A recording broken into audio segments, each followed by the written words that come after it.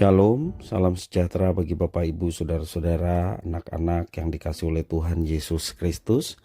Jumpa kembali bersama saya Pendeta Eka di dalam renungan firman Tuhan pada hari ini, hari Sabtu 18 Maret 2023. Sukacita dan damai sejahtera dari Tuhan kiranya menyertai hidup kita sekalian. Puji nama Tuhan. Sampai pada pembacaan firman Tuhan hari ini, yakni kitab Daniel pasal yang keempat. Kiranya firman Tuhan memberkati kita sekalian. Puji nama Tuhan. Baik, sebelum kita akan merenungkan bagian firman Tuhan hari ini, kita akan berdoa bersama-sama. Tuhan Bapa di surga, di dalam nama Tuhan Yesus, kami sungguh bersyukur dan berterima kasih kepada Tuhan yang memelihara hidup kami sampai pada hari ini. Dan kami mau terus berdekat dengan Tuhan supaya kami terus belajar mengerti apa yang Tuhan kehendaki untuk kami kerjakan dalam hidup kami. Mampukan kami untuk dapat memahami firman Tuhan, serta Engkau yang menolong untuk kami dapat menggenapinya. Terima kasih Bapa, demi nama Tuhan Yesus kami berdoa. Haleluya, amin. Daniel 4 ayatnya yang ke-28 sampai 37 saya akan membacakan. Demikian firman Tuhan. Semuanya itu terjadi atas Raja Nebukadnezar.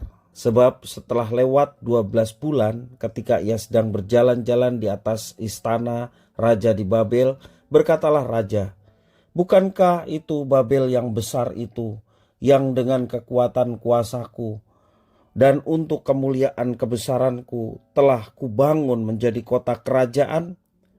Raja belum habis bicara ketika suatu suara terdengar dari langit.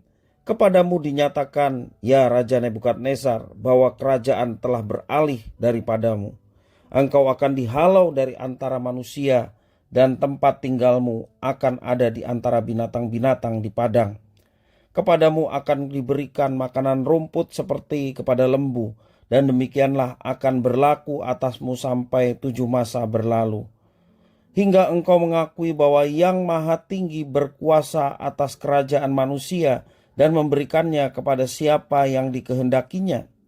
Pada saat itu juga terlaksanalah perkataan itu atas Nebukadnezar, dan ia dihalau dari antara manusia dan makan rumput seperti lembu, dan tubuhnya basah oleh embun dari langit, sampai rambutnya menjadi panjang seperti bulu burung Raja Wali, dan kukunya seperti kuku burung. Tetapi setelah lewat waktu yang ditentukan, aku, Nebukadnezar, menengadah ke langit, dan akal budiku kembali lagi kepadaku. Lalu aku memuji Yang Maha Tinggi dan membesarkan dan memuliakan yang hidup kekal itu. Karena kekuasaannya ialah kekuasaan yang kekal dan kerajaannya turun-temurun. Semua penduduk bumi dianggap remeh. Ia berbuat menurut kehendaknya terhadap bala tentara langit dan penduduk bumi, dan tidak ada seorang pun yang dapat menolak tangannya dengan berkata kepadanya, apa yang kau buat? Pada waktu akal budiku kembali kepadaku, kembalilah juga kepadaku kebesaran dan kemuliaanku untuk kemasyuran kerajaanku. Para menteriku dan para pembesarku menjemput aku lagi. Aku dikembalikan kepada kerajaanku, bahkan kemuliaan yang lebih besar dari dahulu diberikan kepadaku. Jadi sekarang aku, Nebukadnezar, memuji, meninggikan, dan memuliakan Raja Sorga, yang segala perbuatannya adalah benar, dan jalan-jalannya adalah adil, dan yang sanggup merendahkan mereka yang berlaku congkak. Bapak Ibu Saudara-saudara yang kasih oleh Tuhan, menarik ayat yang 30 mengatakan, bukankah itu Babel yang besar itu, yang dengan kekuatan kuasaku dan untuk kemuliaan kebesaranku telah kubangun menjadi kota kerajaan? Itu satu kebanggaan dari Nebukadnezar yang mengatakan bahwa kejayaan oleh karena dirinya. Bapak Ibu Saudara-saudara, suatu ketika ada seorang anak yang lucu, ya, seorang murid ya di dalam sekolahan. Untuk pertama kalinya ketika dia masuk lab biologi, melihat ada kerangka manusia. Dan anak ini berkata, kita semua punya rangka yang jelek ini di dalam tubuh kita. Gurunya mengatakan benar sekali. Tidak peduli betapa cantik dan tampannya seseorang, atau berapa banyak harta miliknya, ia memiliki kerangka yang sama satu dengan yang lainnya. Kalau komentar si anak itu, jelek sekali ya rangka kita. Itulah keadaan kita sebagai manusia. Siapapun kita, fisiknya bagaimanapun, semua kerangkanya sama. Tuhan menciptakan manusia dari debu tanah. Tidak ada manusia yang diciptakan dari emas atau dari logam-logam yang lainnya. Semua dari debu tanah. Karena itu di hadapan Tuhan kita semua sederajat, sama-sama ciptaan. Tidak lebih dari Sang Pencipta yang dahsyat dan luar biasa. Kita hanyalah debu tanah yang sederajat semuanya. Namun kita perhatikan di dalam teks yang kita baca, Raja Nebukadnezar tidak menyadari akan kesetaraan manusia. Pada saat berjalan-jalan di atas istana, ia mendeklarasikan bahwa hanya oleh kuat kuasanya ia dapat membangun kota kerajaan yang besar itu. Raja bukan hanya bermegah di hadapan manusia, tetapi ia juga tidak mengindahkan ada pribadi yang berkuasa dan menciptakan dirinya, yakni Tuhan Allah yang Maha Kuasa. Oleh kesombongannya, Raja Nebukadnezar menerima hukuman, yakni dihalau dari manusia, dan tempat tinggalnya sangat mengerikan. Dia ada di antara binatang-binatang di padang. Sampai ia mengakui bahwa kekuasaan ada di tangan Tuhan. Bapak, Ibu, saudara-saudara yang dikasihi oleh Tuhan, Tuhan tahu bahwa manusia mudah menjadi sombong ketika kehidupannya dikelilingi oleh berkat dan keberhasilan. Manusia mudah sekali sombong bahwa dirinya hebat, sampai dia merasa lebih hebat dari manusia yang lain. Bahkan dia merasa seperti Tuhan. Itulah kesombongan manusia. Itu sebabnya waktu bangsa Israel akan masuk ke tanah perjanjian, Tuhan mengingatkan agar mereka tidak menyombongkan diri dan melupakan pemeliharaan dan penyertaan Tuhan selama ini. Itu di dalam Ulangan pasal 9 ayat 1 sampai yang ke-6, Tuhan mengingatkan supaya umat yang dipilihnya, yakni Israel, tidak menjadi umat yang sombong. Bapak, Ibu, saudara-saudara yang dikasihi oleh Tuhan, ketika kita mengesampingkan Tuhan dalam setiap keberhasilan dan kesuksesan hidup kita, dosa kesombongan akan meruntuhkan segala keberhasilan kita. Jangan sedikit pun mengesampingkan Tuhan.